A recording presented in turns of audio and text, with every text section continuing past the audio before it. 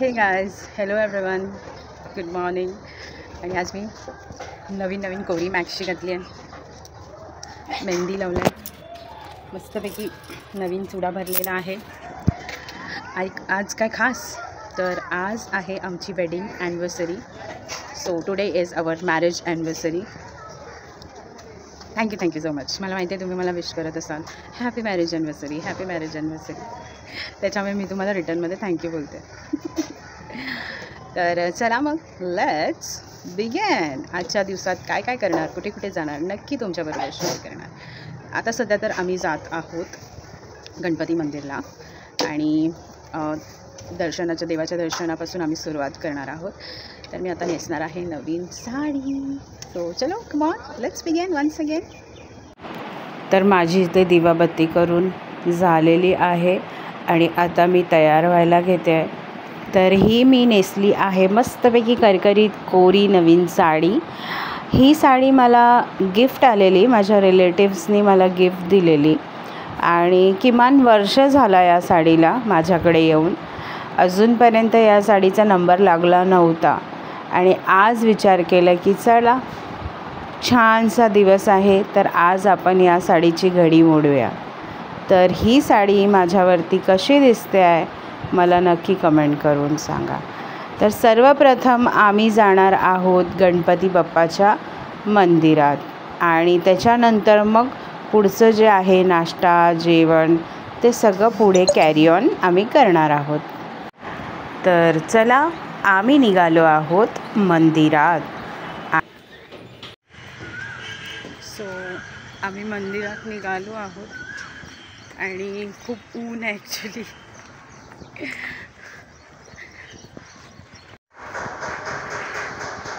इथे बघा.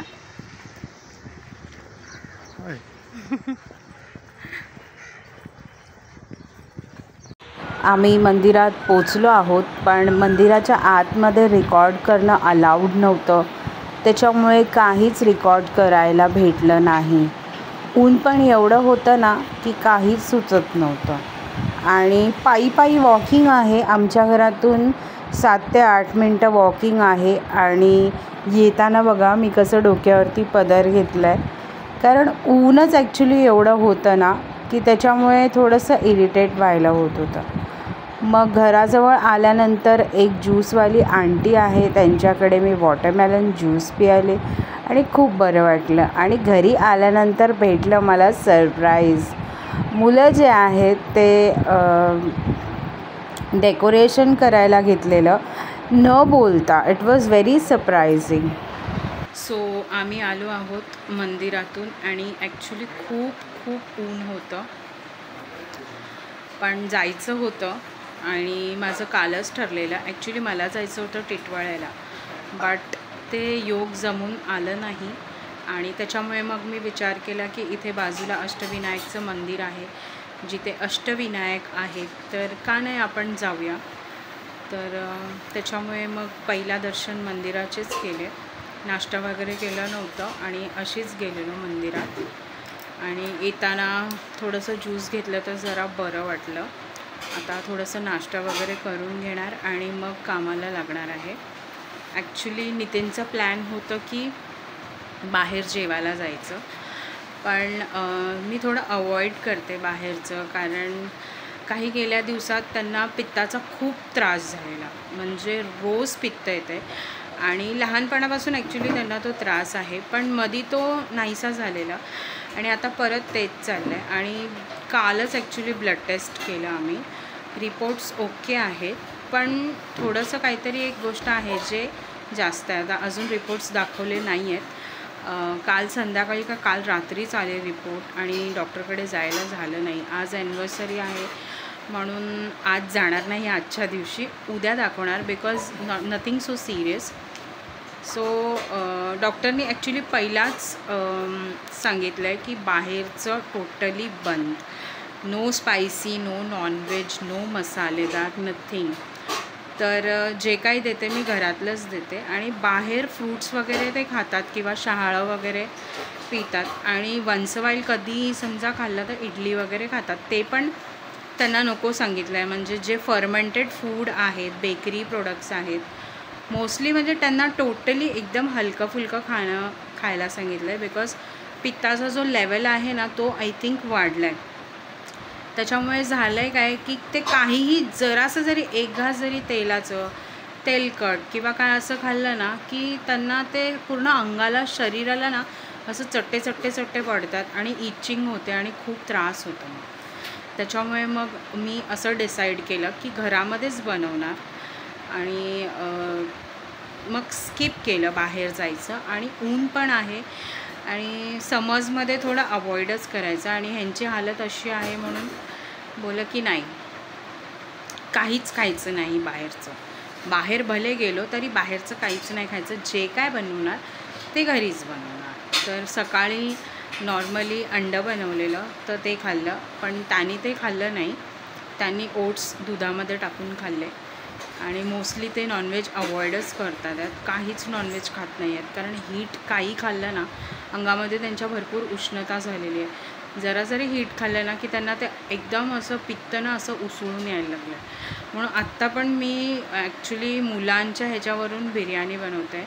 कारण खूप दिवस झालेलं की बिर्याणी बनवली नव्हती, तर मुलांना खायचं होतं आणि त्यांच्यासाठी बनवते. तर हे तेच मला बोलत आहेत की मी काही चिकन वगैरे काहीच खाणार नाही आहे, नॉर्मली एकदम लाईट बनव, जास्त तिखट नको बनव. तर एकदम असं नॉन स्पायसी असं बनवते आहे. कारण कसं आजचा दिवस एकदम असं खाली जाऊ नये, थोडंसं काहीतरी स्पेशल करावंच म्हणून. तर तेच बिर्याणी आता बनवायला घेणार आहे. चिकन वगैरे मॅरिनेट केलंच नाही आहे आणि आणलंच नाही आहे अजून.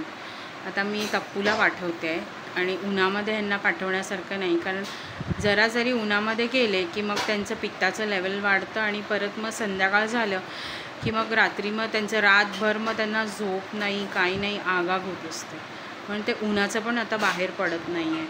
तप्पूला मी पाठवणार आहे चिकन आणायला आणि मी बाकीची तयारी करून घेणार. तर बघूया, संध्याकाळी सेलिब्रेशन करणार आहोत. आणि तुम्ही तर बघितलातच की मुलं जे आहेत ते ॲक्च्युली मी मीशोवरून मागवलेलं ते डेकोरेशनचं सामान मीच मागवलेलं.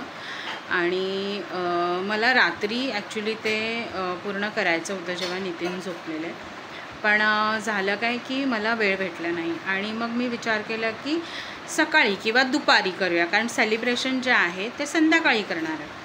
तर त्या हिशोबाने आपण करूया म्हणून असं डिसाईड झालं. पण झालं काय की आम्ही जेव्हा मंदिरात गेलो तेव्हा मुलांनी ते करायला घेतलं. सो स्वीट, म्हणजे मला बघूनच खूप बरं वाटलं. त्यांना माहिती होतं ते पॅकेट्स कुठे ठेवलेले आहेत डेकोरेशनचे. तर त्यांनी सगळं तप्पूनी, सोनूनी आणि सोनूची एक मैत्रीण आहे, त्या तिघांनी मिळून ते पूर्ण डेकोरेट केलं आहे. मी तुम्हाला मेन्शन करते, दाखवते याच्यामध्ये. बघा त्यांनी कसं हे केलेलं आहे, खूप छान हे केलं आहे. तर हे पूर्ण असं पॅकेट होतं ज्यामध्ये हॅपी ॲनिव्हर्सरी आणि हा जो आय लव्ह यूचा जो हे आहे पूर्ण, हा पूर्ण होता. आणि हे हार्टवाले हे बलून्स होते आणि काही बलून्स जे आहेत ते त्या लोकांनी पूर्ण फुगवून ठेवले आहेत. त्यांना मी बोलायला विसरली, इथे ठेवले आहेत आणि याच्यामध्ये पण आहेत. कारण हवा वगैरे कशी जायला नाही पाहिजे, पण इथे ठेवले आहेत ते ऑलमोस्ट बारीकच होऊन गेलेत. त्याचं काय करू नाही शकत, काही इलाज नाही, त्याच्यामुळे ह्यांना इथेच ठेवल्यात. तर संध्याकाळी बघू, केक वगैरे आणणार आहोत आणि बघू कसं काय सेलिब्रेशन होतं आहे. तर चला आता लागूया आपण कामाला.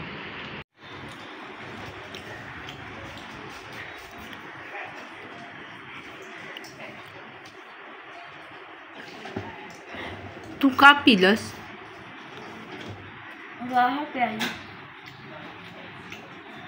त्याला देऊ नकोस मम्मा. कोण मला मदत करत नाही. माझं ॲनिव्हर्सरी आणि मीच मरते, मीच काम करते इथे. अरे मला बसवलं पाहिजे तुम्ही लोक राणीसारखं आणि बोललं पाहिजे बस मम्मा, आजच्या दिवशी आम्ही काम करणार. कसलं काय ॲनिव्हर्सरीच्या दिवशी मी काम करणार. माझा नवरा बोललं मला बाहेर जेवायला जाऊया, पण काय बिचारं पित्त होते त्याला. बाहेरचं खाल्लं की खाजवून घेते, पूर्ण अंगाला चट्टे पडते. त्याच्यामुळे मीच बोललो जाऊ दे, मीच सॅक्रिफाईस करते आणि घरामध्ये गरमीमध्ये उभं राहून जेवण बनवते. काय करावं लागते बाबा नवऱ्यासाठी. तर इथे बिर्याणी बनवण्यासाठी तयारी मी करून ठेवल्यात. कांदे कापून ठेवल्यात, टमॅटो चिरून ठेवला आहे. कुकरमध्ये बनवणार आहे. कुकर तापत ठेवला आहे. त्याच्यामध्ये तेजपत्ता टाकला आहे आणि अख्खे मसाले, जिरा टाकला आहे आणि माझ्याकडे बडी इलायची, काळी मिरी, लवंग हे होतं. दालचिनी नव्हती माझ्याकडे, तर त्याच्यामुळे मी हे सगळं टाकून घेते आहे. त्याच्यानंतर हे सगळं चटचटल्यानंतर कांदा टाकून घ्यायचा आहे. कांदा टाकून घेतल्यानंतर व्यवस्थित ह्याला परतून घ्यायचं आहे. आणि आपण बोलतो की बिर्याणी करायला खूप तामझाम असते. ॲक्च्युली डिपेंड असतं की किती लोकांची बनवायची आहे. जर इनमीन 4 लोकांची बनवायची असेल तर एवढं काही असं वाटत नाही. तर याच्यामध्ये कांदा थोडंसं परतल्यानंतर 2 मिनटं झाकून ठेवलेलं आणि आत्ता मी अद्रक लसूणचं पेस्ट टाकलं आहे आणि कांदा जे आहे शिजण्यासाठी त्याच्यामध्ये थोडंसं मीठ टाकून घेते. तर ह्याला व्यवस्थित एकत्र करून त्याच्यामध्ये मी टमॅटो टाकले. ॲक्च्युली टमॅटो टाकायचं जे हे आहे ते जरा स्किप झालं माझ्याकडून, त्याच्यासाठी सॉरी. आणि आता मी सगळे मसाले टाकून घेते. हळद टाकून घेते याच्यामध्ये. आणि मसाले जे आहेत ते खडे मसाले तर मी टाकलेच आहेत, पण नॉर्मल आपले जे मसाले आहेत ते मसाले पण मी ह्याच्यामध्ये टाकणार आहे. तर हळद टाकून घेतल्यानंतर आता मी याच्यामध्ये टाकते आहे सुहानाचा चिकन बिर्याणी मसाला. खूप सुपर्ब असतं. माझ्या घरचा हिरो आहे हा मसाला. सो माझ्याकडे हाफ पाकीट होतं, तर हाफ जे पाकीट आहे ते मी ऑलरेडी यूज केलेलं आणि हाफ पाकीट पुरेसा होतो आम्हा चौघांसाठी. आणि एवढा छान आणि सुपर्ब टेस्ट येतो ना ह्याचा बिर्याणीमध्ये की विचारू नका.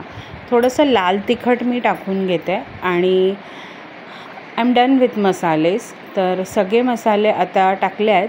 जास्त एकदमच मसालेदार नाही बनवत आहे, गरमीचा टाईम आहे. आणि चिकन पण मी ॲक्च्युली मॅरिनेट केला नव्हता, कारण आत्ताशीच आणलं आहे चिकन आणि मला वेळच भेटला नाही मॅरिनेट करायला. तरीही बिर्याणी खूप छान आणि अप्रतिम झालेली. तर आता ह्याला एकजीव करून मी झाकण लावते आहे आणि 1 सिटी मी घेणार आहे. तर साईडला इथे मी भात ठेवून दिला आहे जो की 70% झालेला आहे. आता मी याला झाकून ठेवणार आहे आणि गॅस बंद करणार आहे. तर कांदा जो आहे इथे फ्राय करायला चिरून घेतला आहे. तपस्या जी आहे ती कांदा फ्राय करते आहे. तर कांदा फ्राय करणं चालू आहे. So almost everything is done. भात झालेला आहे, कुकरला शिटी झालेली आहे. आता करायचं आहे ते फक्त मिक्स करायचं आहे. हळूसं कुकर उघडून घेते आहे. ॲक्च्युली थंडच झाला आहे कुकर आणि इथे छानपैकी मस्त सुगंध दरवळला. कुकरमधून चिकनचं जे ग्रेव्ही आहे ते पूर्ण काढून एका टोपामध्ये शिफ्ट केलं आणि सगळ्यात खाली मी भात टाकणार आहे. जर तुम्हाला असं वाटत असेल की भात खालून थोडंसं करपेल तर तुम्ही त्याच्यामध्ये बटाट्याचे जाडे जाडे काप जे आहेत ते कापून तळाला लावू शकता. ते एनीहाव शिजतातच नंतर आणि मग ते खाण्यामध्ये पण यूज करू शकता, अदरवाईज फेकू शकता. तर ग्रेव्ही जी आहे ना ती एवढी टेम्पटिंग झालेली बघायलासुद्धा आणि खायलासुद्धा. मला आता पण व्हॉइस ओव्हर करताना आहे ना तोंडातून पाणी येते ॲक्च्युली. खूप छान झालेली आणि इवन तुम्ही पण ट्राय करून बघा. तो मसाला खूप सुपर्ब आहे, काहीच टाकायची गरज पडत नाही. आणि मुलांचं ॲक्च्युली फरमाईश होतं त्याच्यामुळे मी एकदम असं लाईट बनवलेलं, अजिबात स्पायसी नाही बनवलेलं. आणि इथे सगळं लेयर जे आहे ते सगळं फायनल लेयर लावून झालेलं आहे. त्याच्यावरती मी फ्राय केलेलं कांदा आणि कोथिंबीर जे आहे ते टाकून घेते. आणि कोथिंबीर टाकल्यानंतर सगळ्यात लास्टला आपण पुदिना टाकणार आहोत. पुदिना is must for any season, every season. कारण मसालेदार जेव्हा आपण जेवण बनवतो त्याच्यामध्ये पुदिना टाकणं हे खूप गरजेचं आहे. Because it is very good for digestion.